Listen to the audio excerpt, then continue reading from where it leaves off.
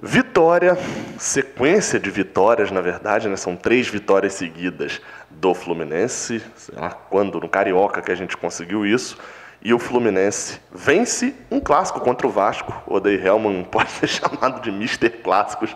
Fred volta a marcar, assistência de Ganso, enfim. Tudo aconteceu nesse clássico e a gente vai comentar aqui nessa análise pocket de Fluminense 2, o mando era nosso, no Maracanã, Vasco 1. Jogo deste sábado. Já vai deixando o like aí embaixo, se inscrevendo no canal, passando na 1xBet, que o link vai estar aqui na descrição. Vai lá fazendo o seu depósito, indo lá na 1xBet também. Quem apostou no Fluminense se deu bem dessa vez, né? Eu recomendei isso no pré-jogo. Então, já vai aqui passando no link que está no primeiro comentário. Vamos falar do jogo, né? O Fluminense ganha, emenda aí uma sequência de Internacional, aí tinha perdido para o Red Bull, Atlético Paranaense, Figueirense e Vasco. São 5 jogos e que o Fluminense só teve uma derrota e agora vai para um jogo contra o Atlético Goianiense em casa, que o Fluminense é favorito e precisa exercer esse favoritismo. Para essa partida, o Odair Hellmann, eu não vou dizer que me surpreendeu, né? Porque a gente já tinha falado dessa escalação no pré-jogo, mas botou a escalação padrão. E assim como eu tinha falado no pré-jogo, de que seria uma dúvida ali sobre estilos de jogo, porque Ramon e Odair têm um estilo de jogo parecido, de querer deixar o adversário mais tempo com a bola, ser um pouco mais reativo, etc., de ter uma saída rápida. E o Fluminense tentou mudar isso logo no início da partida. Entrou para resolver o jogo no início. Entrou com uma pressão. O Fluminense normalmente faz uma pressão no início dos 5 primeiros minutos, tal, mas foi muito mais intenso e até para uma quantidade um pouco maior de tempo dessa vez. Só para você ter ideia, com 2 minutos, uma jogada boa de Egídio, com o Nenê pela esquerda, uma tabela. Egídio toca, Marcos Paulo vai para dentro da área, pisando na área, fazendo uma boa jogada, jogando de frente para o gol, né, não de costas. Faz uma boa jogada, a bola bate, volta, Egídio dá um bom passe e Dodge acerta um chutaço abrindo o placar.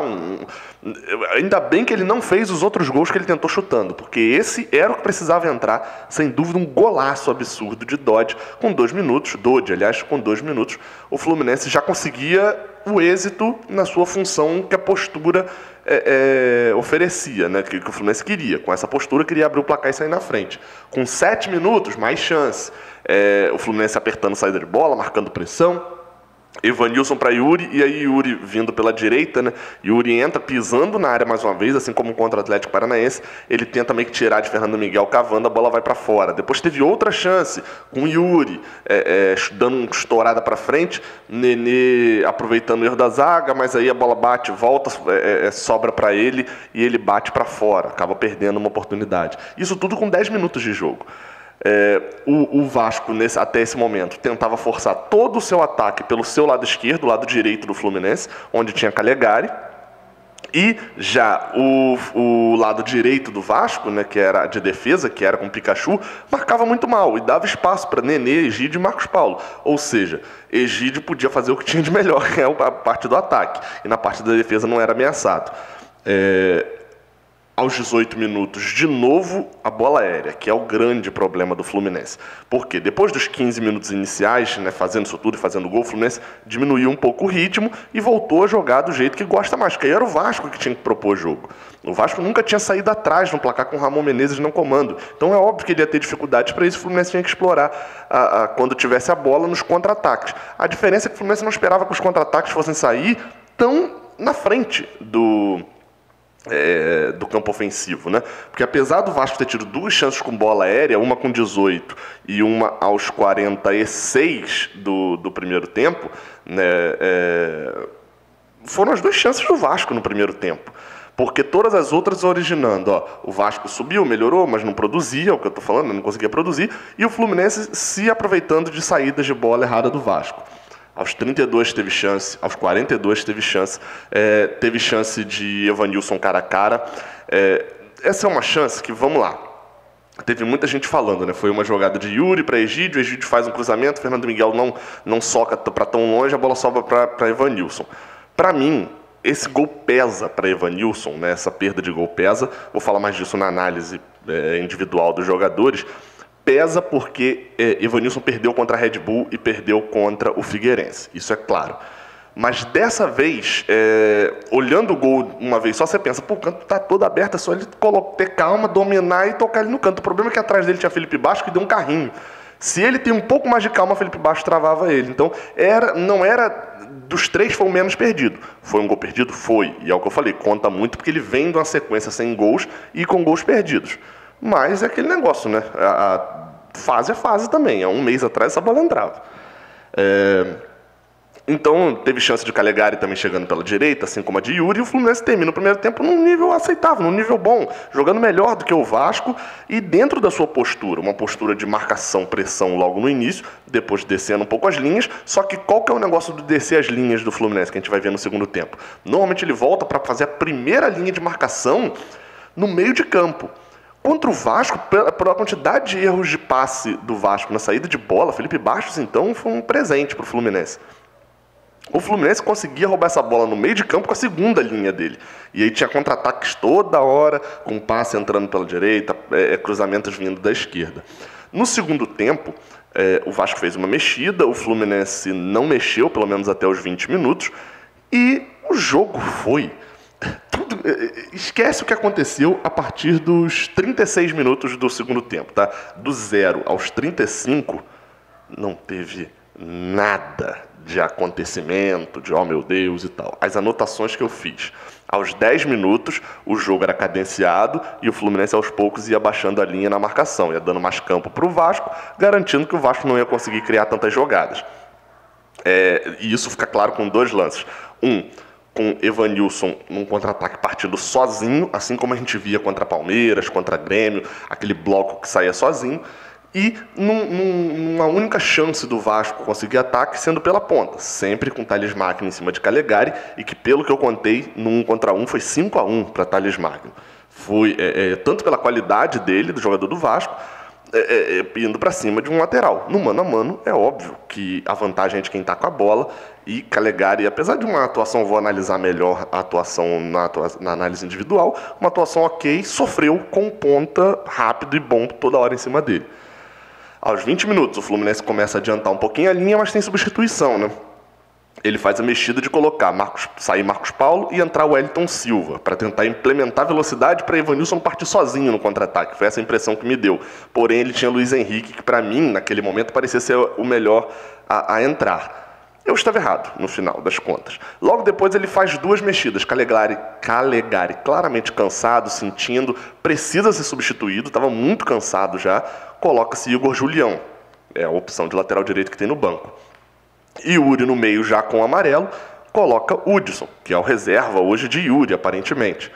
2 mexidas que eu julguei na hora, eu julguei corretas. Não tem muito o que fazer, né? Você tem um lateral direito no banco e tem um volante mais experiente, você não vai botar o André ali naquele meio de campo, talvez. Talvez ele pensasse que era muito jovem, mas uma concepção que a gente já teve nesse momento é de que o jogador é muito jovem, mas tem qualidade, bota para jogar. Foi assim com o Luiz Henrique, né? Tá sendo com o Luiz Henrique, foi assim com o Calegari e, claro, pode ser assim com o André também. Então, ele escolheu o Hudson, mas era normal pelo que o Hudson apresentou antes.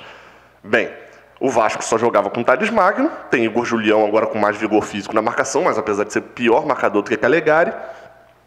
E aí as substituições faziam sentido, né? Saiu um com amarelo no meio de campo e um com cansaço na lateral direita, entraram os mesmos. Aos 32, outra mexida de Odaí. Essa daí eu joguei errada no momento. Que foi, e essa daqui eu estava certo depois, explico por quê. A saída de Nenê, acho certa a saída de Nenê, uma atuação abaixo hoje, vou falar melhor na análise individual, e a entrada de Ganso. E a saída de Evanilson e a entrada de Fred.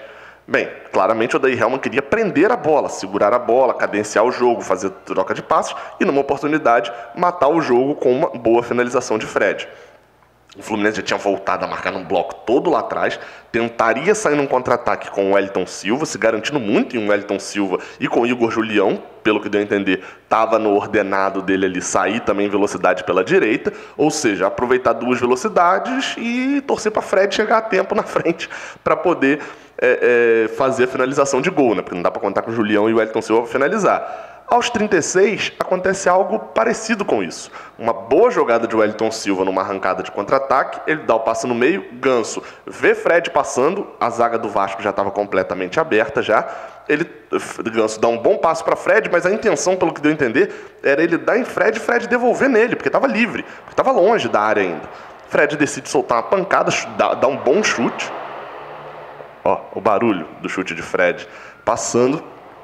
E Fernando Miguel, apesar de ter sido um golaço, um chutaço de fora da área, beleza e tal, a impressão que me deu é que a bola não fez tanta curva assim para Fernando Miguel não conseguir pegar, mas era um chute mais complicado. O Fluminense faz 2-0 com assistência de Ganso e gol de Fred. Quem diria que isso ia acontecer, né? 36 minutos, acabou o jogo, né? 2-0, matou o jogo, tudo finalizado, agora é só a gente comemorar, o Fred vai te pegar, etc. Não. Egídio, que fazia uma boa partida, uma partida média para boa, seguro, recuperando a confiança, etc., faz um esforço absurdo e coloca o Vasco de volta no jogo. Ele erra 2 passes em sequência. Ele erra um passe na saída de bola. O Vasco recupera a bola, o Fluminense rouba, segundos depois rouba a bola vai no pé dele de novo. De novo, ele perde a bola. A tabela do Vasco entra, nas costas dele, inclusive, ele já está perdido na marcação. Bruno César bate, a bola não vem tão forte. E aí, no rebote, Thales Magno faz. Vai ficar sempre a discussão sobre Marcos Felipe ter falhado ou não. A minha opinião, você pode ter claramente uma visão diferente. A minha opinião, e se você for lá buscar a análise de Fluminense e Internacional no ano passado, é a mesma que eu tenho em relação ao gol que o Fluminense sofre no Maracanã, o 2-1. É tipo esse, um 2-1 no finalzinho. Sobre umas palmadas que Muriel dá. Aquela bola ali, ela não era tão simples de encaixar. Ela não era fácil de se encaixar, e se ele fosse encaixar, ele podia se embolar e acabar dando a bola no pé do jogador do Vasco, realmente. Então, se era difícil de encaixar, ele tinha que espalmar. Ele ia espalmar para onde? Não tinha para onde ele espalmar, ele tinha que espalmar para o lado. O erro é quem? É Thales Magno tá entrando sozinho do lado, com o Igor Julião olhando a bola. Eu sempre falo aqui, repara, quando um jogador está pisando na área sozinho, principalmente em bola pererecada ou em rebote, repara quem está marcando ele.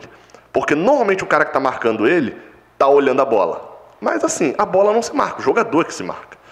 Falha de Igor Julião para mim também. Você pode achar falha de Marcos Felipe, enfim, é a sua análise. Eu, como goleiro, tive essa análise, mas você pode ter outra também. E o Fluminense bota o Vasco de volta no jogo. Aí, enfim, o Vasco até tenta, mas não tinha qualidade, já tinha tirado o Germancano para botar Ribamar, estava um bando ali em campo. O Fluminense sustenta a vitória, tem confusão depois, Julião chega duro, toma amarelo, e era para isso, chegou duro, tomou amarelo. Aí Thales Magno empurra, toma o vermelho, aí depois vem confusão, entrada dura no meio de campo também, achei que era Yuri, mas lembrei que o Yuri já tinha saído. Enfim, uma confusão danada, o Fluminense ganha clássico, ganha moral, mas tem alguns pontos a se corrigir. Aparentemente, Calegari não tem reserva. Igor Julião está fora da próxima partida, inclusive, por suspensão. Yuri também está fora da próxima partida por suspensão. Tem esse detalhe aí também. Hudson não entrou bem e o Fluminense vai precisar se reorganizar para jogar contra o Atlético Goianiense na quarta-feira. Possivelmente era uma rodada para testes, mas para testar um time um pouco mais ofensivo. Só que esse Campeonato Brasileiro está tão maluco que não dá para garantir nada. Então o Fluminense é o único time que perdeu para o Red Bull, mas é o único time que ganhou do Internacional. Não dá para confiar nesse campeonato, mas uma coisa está tão maluco que a gente não perde há mais de um ano para o Vasco. São 2 vitórias e um empate. Olha que ano, hein? Saudações tricolores, até a próxima. Deixa o like aí embaixo. Valeu.